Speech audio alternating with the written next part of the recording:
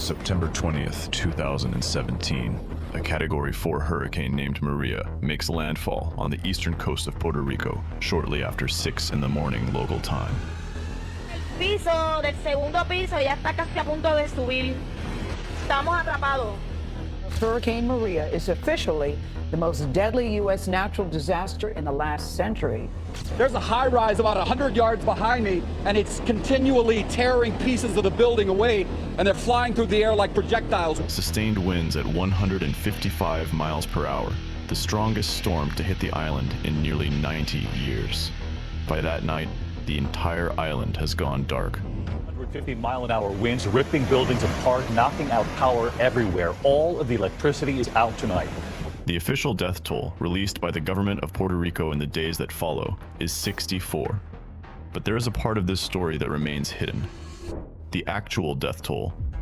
What happened in Puerto Rico in the fall of 2017 was not a hurricane. It was a hurricane, followed by the longest blackout in American history, followed by a year of dying that the government refused to count. Don't forget us. Just don't forget us. To understand what happens to Puerto Rico on September 20th, you first have to see the island it hit and why it was already wounded before Maria ever arrived. 2 weeks earlier, on September 6th, Hurricane Irma had passed just north of Puerto Rico.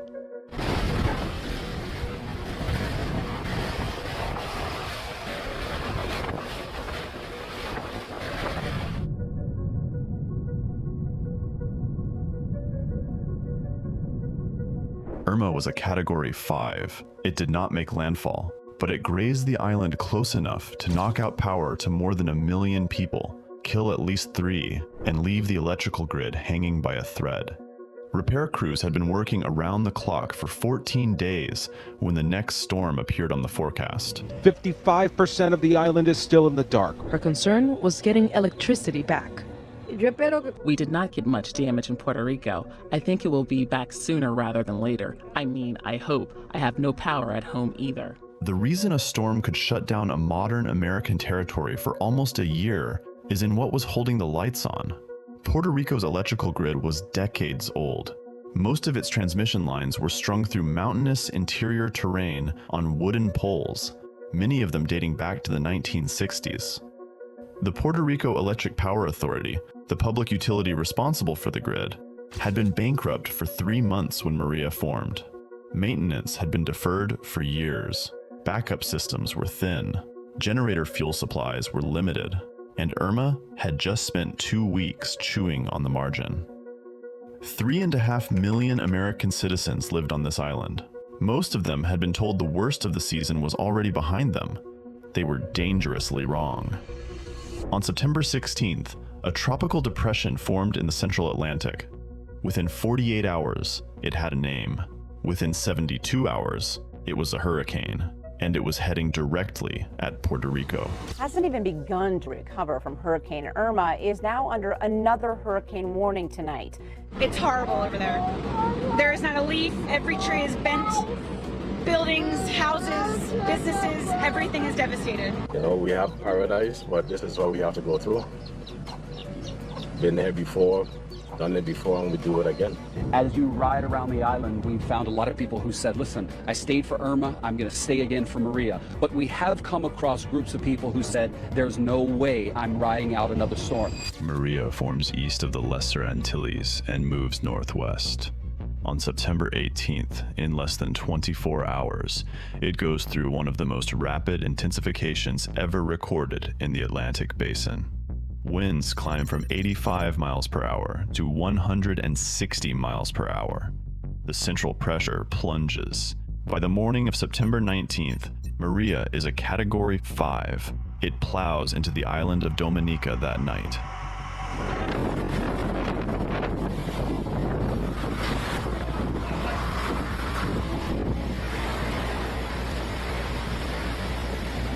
It scrapes the city clean. The Prime Minister of Dominica, hiding in his official residence, has to be evacuated through a hole in the roof. Then Maria turns toward Puerto Rico. In the hours before landfall, the storm goes through what meteorologists call an eye wall replacement cycle. The original eye wall collapses. A new, larger one forms around it. The storm weakens slightly, from Category 5 back down to a high-end Category 4. The eye wall doubles in size. This does not help Puerto Rico. It makes things worse. A wider eye wall means a wider band of catastrophic winds. A wider eye wall meant no corner of the island was out of reach. At 5:51 in the morning, local time, on September 20th, Maria makes landfall near the town of Yabucoa on Puerto Rico's southeastern coast. Whoa. You ready?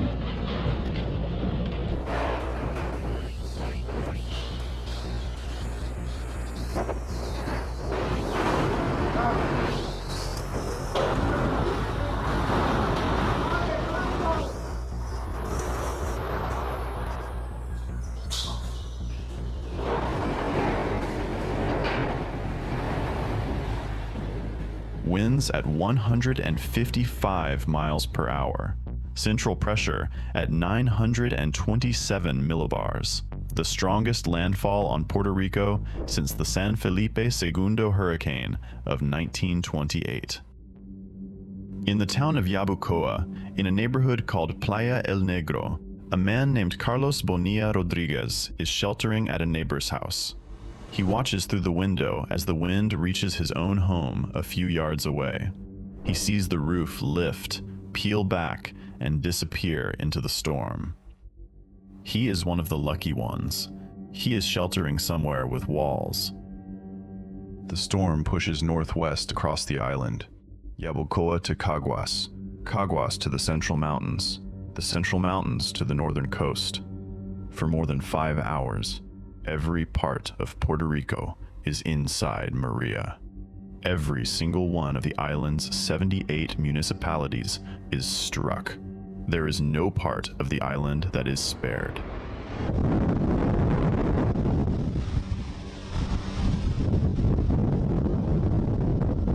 We can see some of the debris that's come off buildings from all around here. Bits of roof, side walls, balconies, satellite dishes, everything just getting ripped down by winds up to probably 150 miles per hour here. This was a worst case scenario for this island, the heavy populated eastern part of an island where 3.5 million people live, a U.S. territory, really getting pounded by these destructive winds. It feels like... By 11 in the morning, the rivers are no longer rivers. They are brown floods carrying houses, cars, and refrigerators down out of the mountains.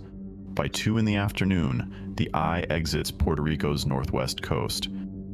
The wind dies down, the rain keeps falling, and the island is silent. For the first 12 hours after Maria leaves, almost no information gets out of Puerto Rico. Cell towers are down, power is out. Roads in the interior are blocked by mudslides, fallen trees, and collapsed houses. The few satellite phones in government hands are being used to coordinate first response, not to call reporters. In Washington, the early news coverage describes a serious storm with significant damage.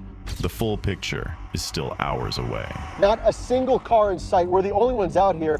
Emergency management now confirms 100% of Puerto Rico now without power everywhere you look. What is happening on the ground is this. Every hospital is running on generators. Every dialysis center is closed. Every traffic light is dark. Every refrigerator full of food and medicine is starting to warm up. Every person who depends on a machine to stay alive is now depending on a generator, and on the fuel that runs that generator, and on the road that fuel has to travel down. And most of those roads no longer exist. While Washington waited for news, the real disaster was just beginning. By then, people are already dying. Governor of Puerto Rico says 2/3 of the island are a disaster zone.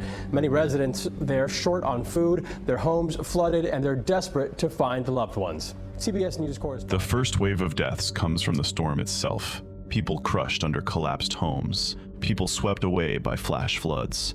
People struck by debris in winds that reached over 170 miles per hour in some gusts. The official immediate count is small. 16. then 24, then 34. By the end of the first week, the government of Puerto Rico has confirmed 16 storm-related deaths. The math and the reality were starting to drift apart. In the mountain town of Utuado, a hospital that survived Hurricane Irma loses power within hours of Maria's passage. Its generator works for 2 days, then the fuel runs out. A man named Ivan Luciano had been admitted to that hospital with diabetes complications during Irma. When his condition worsened and he needed dialysis, he was transferred 20 miles to a larger facility in Arecibo. He was in the intensive care unit there when Maria hit. The Arecibo hospital lost power. Ivan Luciano died on October 3rd. This is happening across the island.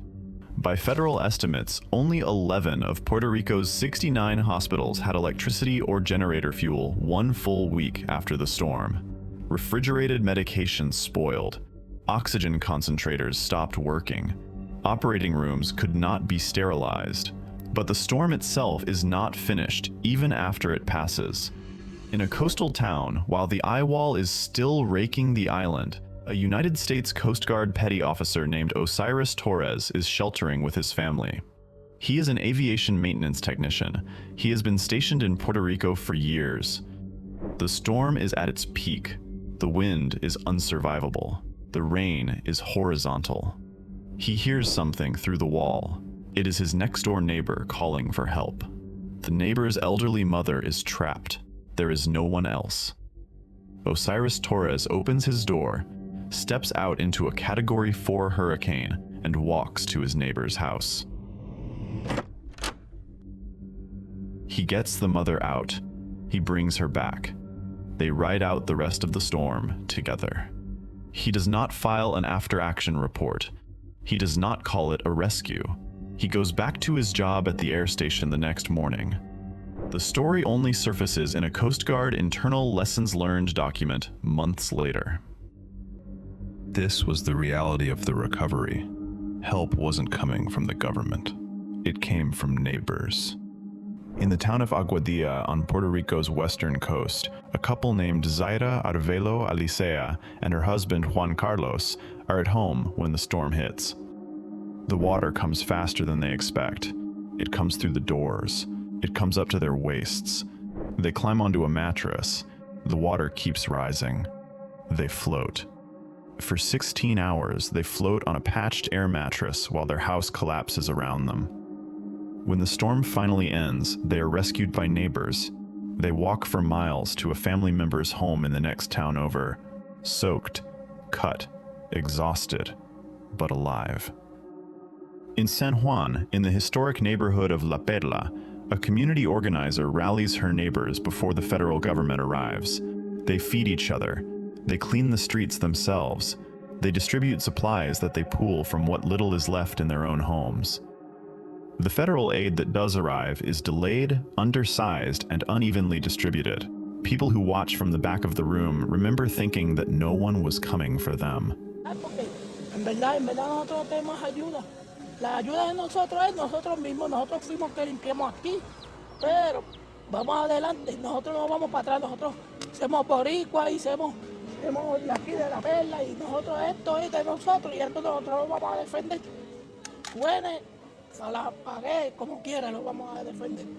Power is not fully restored to Puerto Rico for 328 days. 11 months. It is the longest blackout in American history, the second longest in modern world history. By the measure of total customer hours of power lost, it is more than 3 times larger than the next biggest blackout the United States has ever experienced. For most of that year, the official death toll from Hurricane Maria remains 64. A team at George Washington University, commissioned by the government of Puerto Rico itself, releases its findings in August of 2018. After analyzing excess mortality across the months following Maria, they arrive at a number: 2,975. A separate Harvard study, published months earlier, estimates the true toll could be even higher, closer to 4,600. The government of Puerto Rico revises the official count to 2,975. It takes 1 full year for the truth to make it onto an official document. Among those 2,975 is a 48-year-old man named Orlando Lopez Martinez. He had been receiving dialysis 3 times a week. After Maria, his treatment center closed for 4 days. When it reopened, the staff was rationing treatment because they could not get enough generator fuel. He got less than half of what he needed. He died on October 10th. The cause of death listed on his certificate is heart attack, brought on by kidney failure. The certificate does not say Hurricane Maria. That is how the official death toll stayed at 64 for almost a year. Hurricane Maria didn't just take lives, it erased them. The storm passed in a single morning. The dying took 11 months. I make these videos to tell stories that matter. Stories like this don't really end when the storm is over. They stay with the people who lived through them, and sometimes they slowly fade everywhere else. So if this story meant something to you, even for a moment, help it reach someone else. A like, a comment, even just sharing it. It might seem small, but it genuinely makes a difference. Because every bit of support pushes these stories further and keeps them from being forgotten. Stay safe. I'll see you in the next one.